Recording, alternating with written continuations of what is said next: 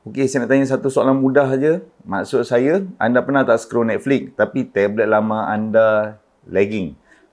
Video dia putus-putus, warna dia kusam, speaker dia macam dalam tin. Okey, tahun 26 pasaran tablet Malaysia dah penuh dengan pilihan. Ada yang harga je RM900 je, ada yang sampai RM2,000 lebih. Tapi masalahnya, bukan semua tablet yang mahal tu sesuai untuk entertainment dan juga bukan semua yang murah tu tak berbaloi. Dalam video kali ini, saya dah kaji lebih daripada 12 model tablet yang ada di pasaran sekarang. Okey, saya dah akan pecahkan kepada tier harga dan dari yang paling bajet sampai kepada mid-range dan juga premium. Dan saya akan beritahu dengan jujur yang mana yang berbaloi untuk Netflix, TikTok, YouTube dan juga gaming casual. Jadi duduk dulu, ini guide anda. Sebelum kita masuk, saya nak tetapkan dulu expectation anda dulu. Kita akan cover 4 tier. Okay? Tier 1 adalah entry iaitu RM699 hingga RM999 iaitu basic entertainment dan juga guna sambil santai. Okey, untuk tier 2, sweet spot antara RM1,000 hingga RM1,299. Okey, harga yang terbaik untuk kualiti yang terbaik.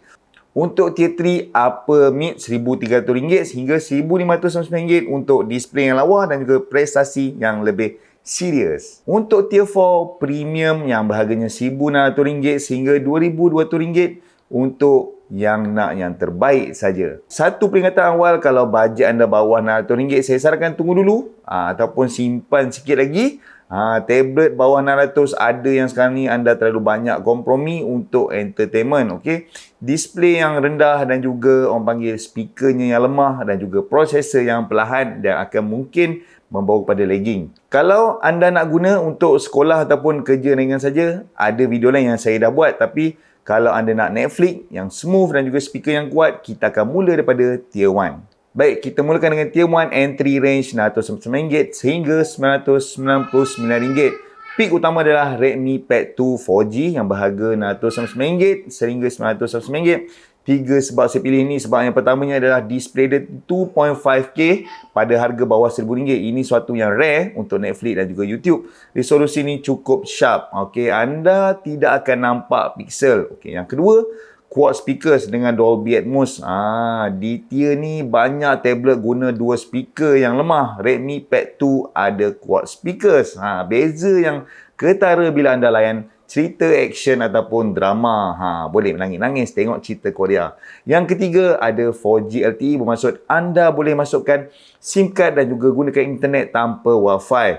Untuk yang selalu travel ataupun guna di luar rumah, ini adalah nilai tambah yang sangat besar. Tapi ada catcher dia, RAM-nya adalah 4GB sahaja pada varian yang murah. Itu agak terhad untuk multitasking. Kalau anda yang selalu switch antara app, ambillah varian 8GB RAM dan juga 256GB internal memory. Okay, laptop ni sesuai untuk siapa? Pelajar ataupun pengguna yang guna tablet terutama untuk streaming dan juga media sosial, ataupun sesiapa nak tablet yang dengan 4G LTE pada harga yang berpatutan.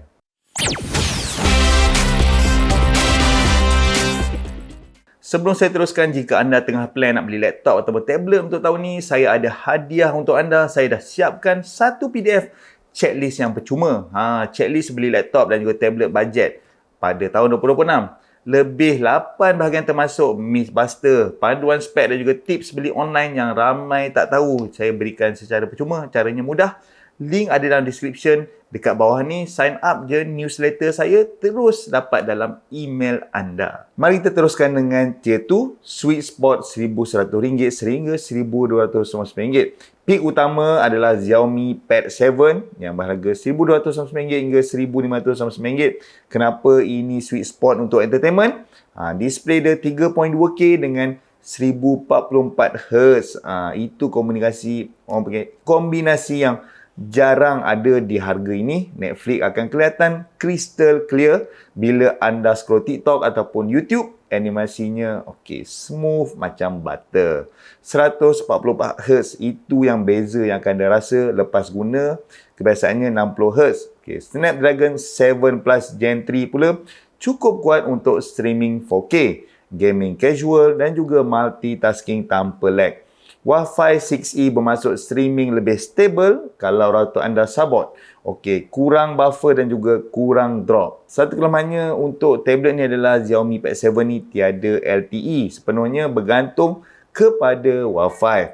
Okey, kalau anda perlukan tablet yang boleh guna SIM, lihat alternatif. Okey, alternatifnya adalah Redmi Pad 2 Pro yang berharga RM1,299 sehingga RM1,799. Okay, kalau anda nak display yang lebih besar iaitu 12.1 inci ataupun nak pilihan yang ada LTE iaitu versi 4G dan juga 5G, Redmi Pad 2 Pro adalah pilihan yang kukuh. Prosesor Snapdragon 7S Gen 4 dan juga display 2.5K 120Hz dan juga sokongan microSD sehingga 2TB.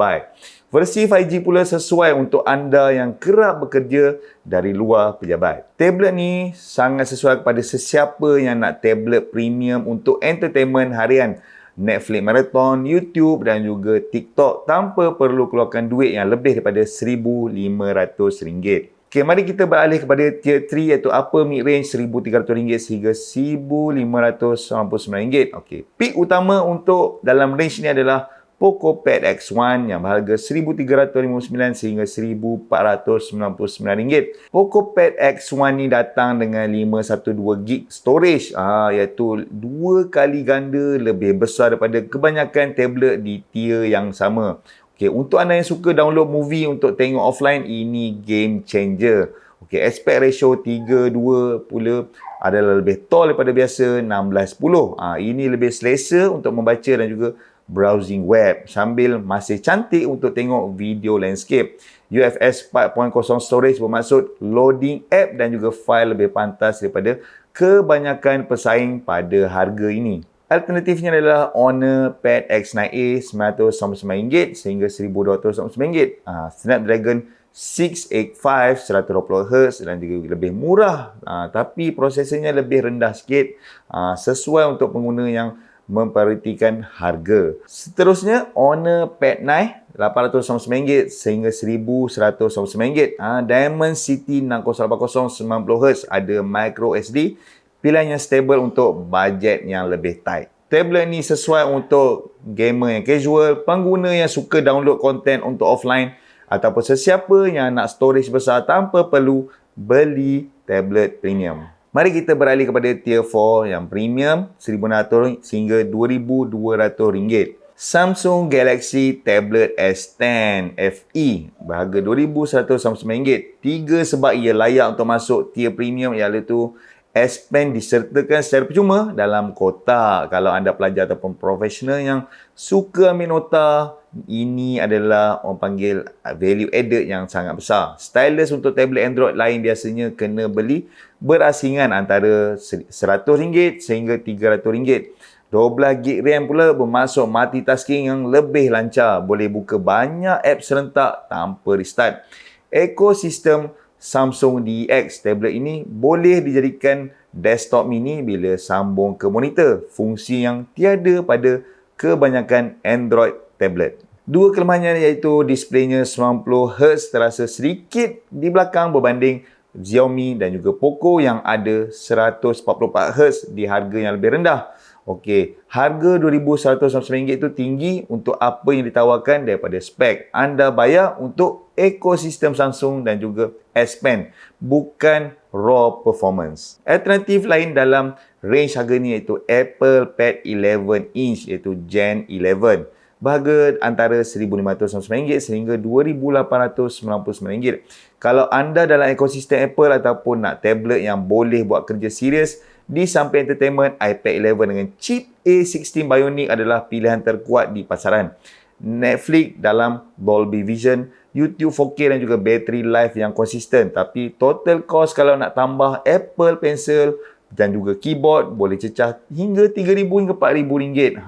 Masukkan dalam calculation anda jika itu yang anda perlukan. Okey, tablet ni sesuai untuk profesional, pelajar universiti dan juga yang nak guna tablet untuk nota dan juga kerja ataupun pengguna yang dah dalam ekosistem Samsung ataupun Apple. Jadi, kalau saya kena pilih satu untuk setiap situasi, kalau bajet saya ketat bawah RM1,000, Redmi Pad 2 4G, ada LTE, quad speaker dan juga 2.5K display. Untuk sweet spot pula 1000 sehingga 1299 ringgit.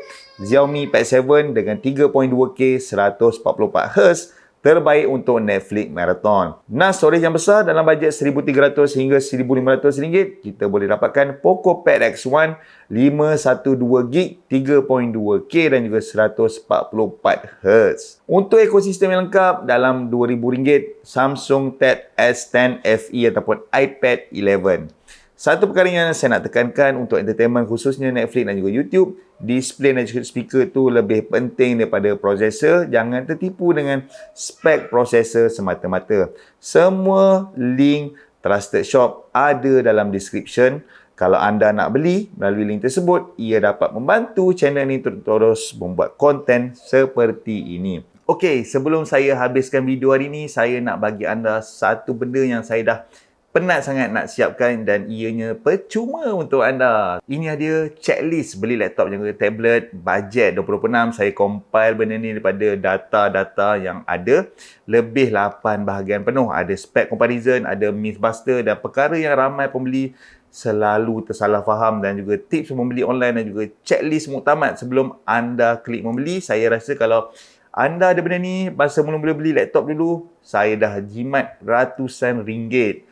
Jadi macam mana nak dapat? Senang je. Pergi je description kat bawah ni. Ada cari link. Dapatkan checklist PDF percuma. Masukkan email anda. Terus saya hantar ke inbox anda tanpa perlu bayar apa-apa. Kalau ada soalan, tinggalkan dalam komen. Saya baca semua komen dan insya-Allah akan jawab. Dan kalau video ini membantu, minta tolong subscribe. Saya akan keluarkan video baru setiap minggu insya-Allah. Terima kasih sebab tonton sampai habis. Jangan lupa, jumpa lagi di video yang akan datang.